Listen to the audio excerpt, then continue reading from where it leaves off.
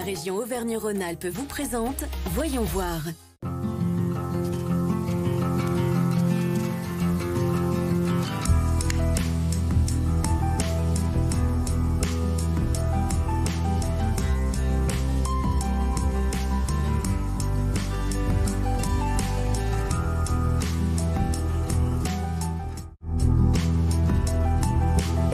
Ce nouveau numéro de Voyons voir consacré à la chaussure. Nous voici à Romans-sur-Isère, sa capitale, où la maison Clergerie nous a ouvert les portes de ses ateliers. Mais avant un peu d'histoire, rencontre avec Laurence Pissard, responsable du musée de la chaussure.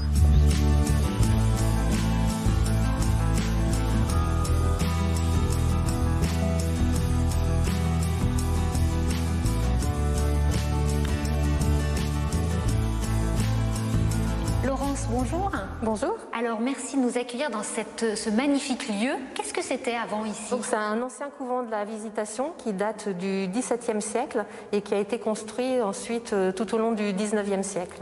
Et qui a eu l'idée de faire un musée? Alors en fait, ça paraissait légitime d'avoir un musée qui soit en lien avec l'économie dominante de la ville de Romans.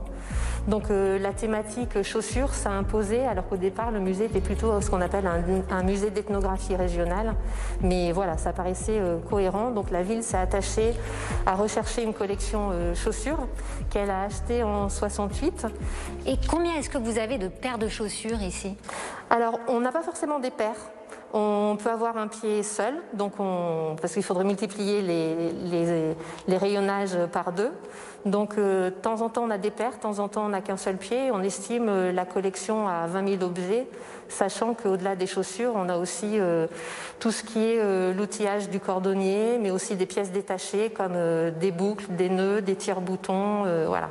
Quelle est la plus ancienne chaussure que vous avez ici? Alors, la plus ancienne chaussure, elle date de 3500 ans et c'est une sandale égyptienne qui a été réalisée en fibre de papyrus. Lorsqu'un visiteur vient, il parcourt le temps avec les chaussures? On l'emmène dans un voyage dans le temps et dans l'espace. Et effectivement, cette sandale égyptienne est le premier élément de toute l'histoire de la chaussure qui découvre comme ça au fur et à mesure des anciennes chambres des religieuses qui ont servi à proposer un parcours qui va de l'Antiquité à 1900. Et vous avez aussi une partie qui est un petit peu plus contemporaine. Qu'est-ce qu'on trouve? Dans le contemporain, c'est plus réflexif, on les renvoie vers eux et voilà, ils retrouvent en vitrine ce qu'eux ont pu porter ou alors les générations des parents ou des grands-parents.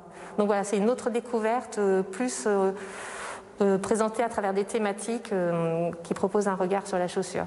Et est-ce que le fait, par exemple, d'avoir une exposition de sneakers, de ces baskets un peu à la mode, est-ce que c'est un moyen de faire venir des gens un petit peu plus jeunes? Oui, tout à fait. La basket est devenue mondiale, tout le monde en porte et il était important aussi dans ces cycles de mode un peu récurrentes de rappeler, ne serait-ce que par exemple la Stan Smith, au départ c'est un sportif, un tennisman et ça je pense que les premières générations l'ont oublié. Donc voilà, c'est aussi, ça permet aussi de remonter le fil de l'histoire et de prendre conscience de ce qu'on porte aussi aujourd'hui.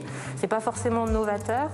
Il y a d'autres personnes avant nous et probablement ses parents ou grands-parents qui l'ont porté. Et voilà, on a cette filiation qu'on trouvait intéressante. Est-ce que vous avez une mission de conservation?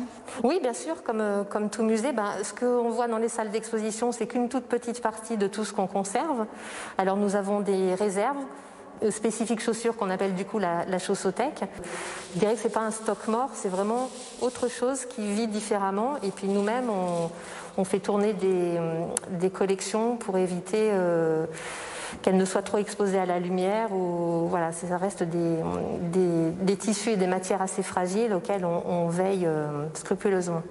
Donc aujourd'hui, à Romans, qu'est-ce qui reste de cette industrie de la chaussure? Alors c'est une question que les visiteurs nous posent souvent et oui, il reste de la chaussure fabriquée à Romans. Dans la ville, vous pouvez découvrir aussi un parcours de chaussures monumentales. Ces chaussures sont issues des collections du musée. Donc effectivement, le musée est complémentaire à tout un territoire et c'est vraiment tout un maillage local qui est dédié à la chaussure. Et maintenant, direction La Savoie, à Annecy. Vous allez voir que l'entreprise Saola a eu envie d'apporter des solutions innovantes et durables dans l'industrie de la chaussure en fabriquant des produits à partir de matériaux recyclés. Donc là, c'est une matière qui est faite donc en bouteilles en plastique recyclé. Donc nous, sur chaque paire de chaussures, on a entre 4 et 5 bouteilles recyclées. Et l'avantage de cette construction, c'est qu'on n'a pas du tout de chute de matériaux. Donc on produit vraiment exactement ce dont on a besoin. Donc ce qui a un vrai avantage par rapport à une construction classique de chaussures. Et puis voilà, typiquement là on travaille sur une nouvelle matière aussi qui est très innovante et vraiment intéressante. Du caoutchouc recyclé, des chaussures broyées à l'intérieur et de la paille. Et là l'objectif c'est vraiment de pouvoir donner une seconde vie à des chaussures et donc proposer à nos clients de nous renvoyer des vieilles paires qu'on puisse les réintégrer dans la fabrication de nouvelles. Imaginer, concevoir, fabriquer des chaussures en limitant le plus possible leur impact sur l'environnement. Il y a 5 ans, Guillaume Linossier s'est lancé dans cette aventure-là, à Annecy. L'entrepreneur est à ses débuts hébergé par l'incubateur d'Outdoor Sport Valley. Il lui aura fallu 2 ans de recherche avant de vendre sa première paire de chaussures. C'est soit on identifie des matériaux et des fournisseurs qui pour nous sont intéressants. Donc typiquement c'est ce qui s'est passé avec un fournisseur qui travaille beaucoup avec des algues. Donc aujourd'hui, la plupart de nos chaussures ont des semelles qui sont à base d'algues, où on travaille avec eux sur des sujets d'innovation et eux mettre en place la partie technique du développement de la chaussure. C'est finalement au Vietnam que l'entrepreneur installera sa production. La société réalise aujourd'hui 40% de son chiffre d'affaires en ligne, 60% en magasin. Moitié aux États-Unis, moitié en Europe. Alors, on a eu une forte croissance entre 2018 et 2019, donc les 2 premières années.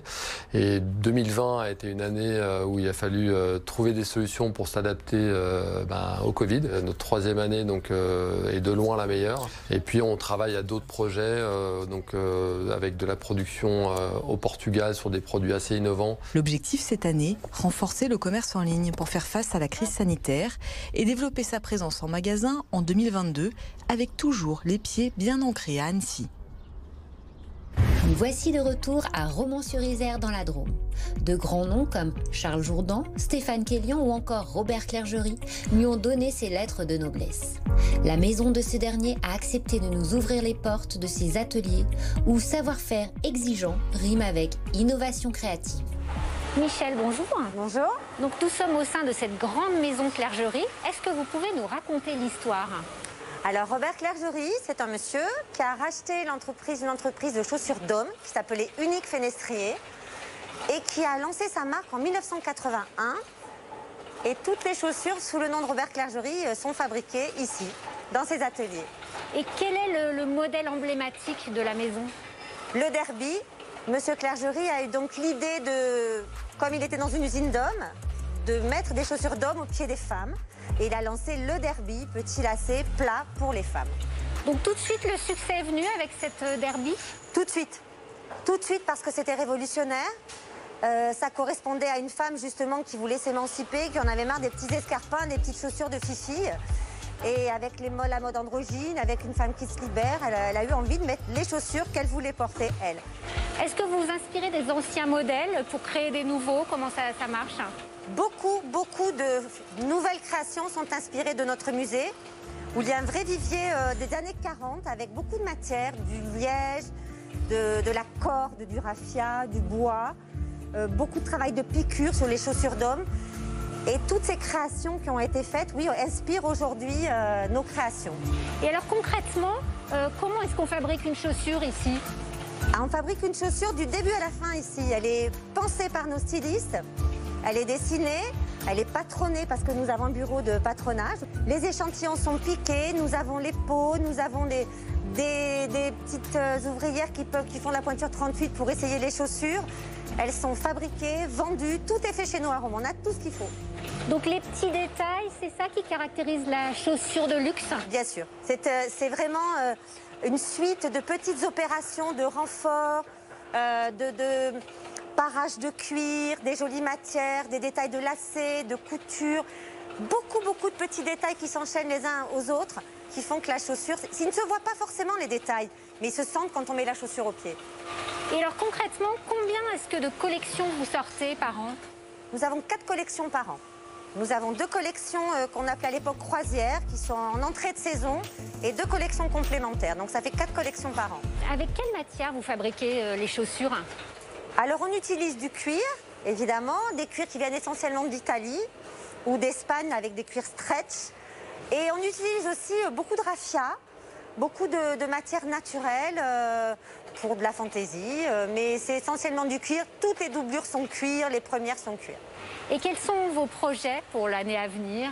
Ah, on a un joli projet cette année puisque nous allons fêter nos 40 ans. Notre première boutique a ouvert en 81 et la marque Robert Clergerie est née en 81. D'ailleurs, à cette occasion, on réédite des modèles, comme celui-ci par exemple. La fameuse Derby. Noir et blanche, un des premiers modèles de la collection Clergerie en 81. Donc elle est rééditée dans la nouvelle collection avec une forme adaptée, un nouveau talon, une nouvelle semelle. Alors je ne vous donnerai pas tous les secrets de cet anniversaire, mais il y aura des surprises, des rééditions.